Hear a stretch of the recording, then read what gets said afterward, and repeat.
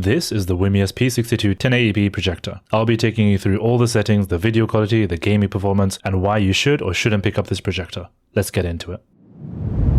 When you first open the box, the projector comes in a nice little carry pouch. The carry pouch has a bunch of space inside. When you first open the box, you get an after sales card answering a few frequently asked questions. You also get a warranty card. Scanning gets you 3 years of warranty. You also get an instruction manual with a screwdriver and a cotton swab for cleaning the lens. You also get a quick start guide with a HDMI and an AV cable. And this is the projector. It is your standard box design. It's a mostly black body design with some chrome accenting. You can see it's got a few buttons at the top. It comes with a plastic lens cap which has some styrofoam glued onto it, which doesn't really give the quality vibe, but it does the job. Turning to the side, you can see the exhaust panel. To the other side, you can see the power input and the intake. On the back, we've got two 10-watt stereo audio speakers. We've also got two USB-As, both of which are 2.0, two HDMI in ports, one AV cable, one headphone jack, and an IR receiver. And on the bottom, we've got 4 rubber feet, a tripod mount, and a manual height adjustment knob. And on the front, we've got the lens and a sensor for the automatic keystone adjustment.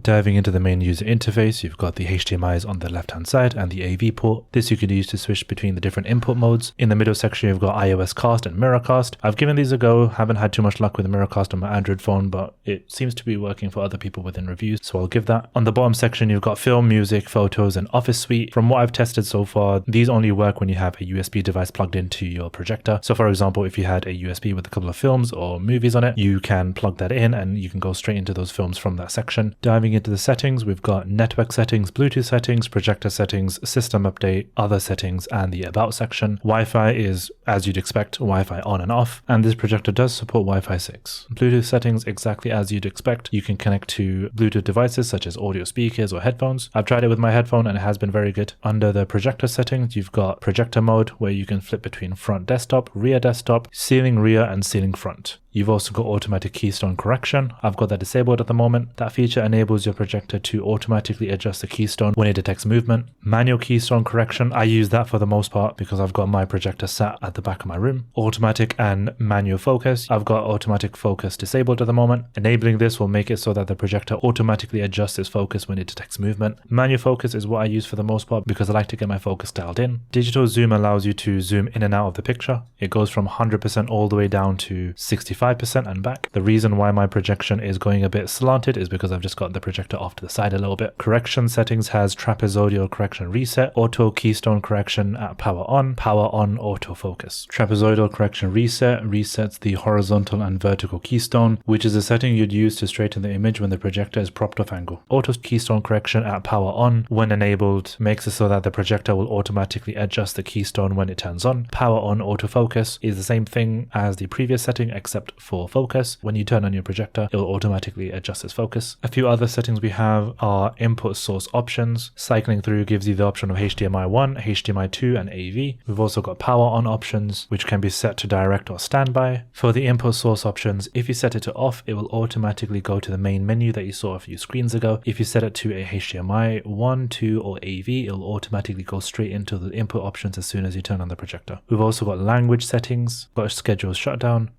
lens reset, which resets the lens correction as soon as you shut down the projector, and keypad stone, which I believe is the feedback audio that you hear when you click through the menus. When I enable this, I didn't really hear it, so I'm not sure if it's working. In the about section, we've got system version and MAC address, and under the system update section, we've got online update, local update, and restore factory settings. When I connected this projector to my Wi-Fi, it didn't have any online updates, and I checked the website and I couldn't find any drivers, so it looks like I've got the most recent version. Now let's talk about the image quality, the make or break factor for any projector. To give you a real world comparison, I've tested the projector under 3 different lighting conditions. Scene number 1, this is the optimal setup with the lights turned off and the curtains drawn. The projector delivers good blacks, vibrant colors, and sharp contrast. This is where it shines, giving you that cinematic experience. But what happens when we introduce some ambient light? Here I've turned on my interior lights. You'll notice that while the image is still visible, contrast takes a hit and the colors lose some of their punch. Details in darker scenes can start to fade. Now let's see how it handles natural light. With a small window open, the brightness competes with daylight, softening the image. If your space has windows, you'll likely need blackout curtains, or you'll need to position the projector strategically to minimize impact. I'll rewind the clip for you so you can see all 3 scenes side by side. And to quickly talk about sound quality, I've set up my XLR microphone to be a few inches away from the rear facing speakers, and that's what you'll hear in this clip right now.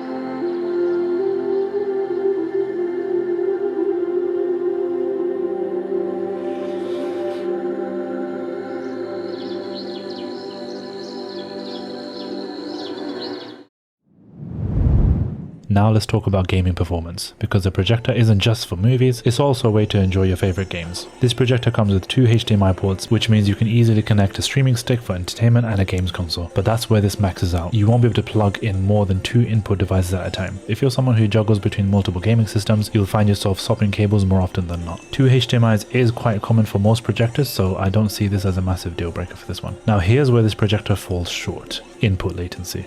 If you're playing story-based games, this delay isn't a huge issue, but for fast-paced games like racing games or competitive shooters, it's a deal breaker. To illustrate this, I've launched up Rocket League, and in this scene you can see me pressing the jump button, and in the background you can see the gameplay, and you'll see that there's a noticeable number of frames before the car actually jumps after I click the jump button. This delay makes precision gaming nearly impossible. For casual games, this is possible, but if you need instant responsiveness, this projector isn't the best choice. If you're serious about competitive play, or you need the quickest latency, you might want to consider picking up a low latency projector or a display.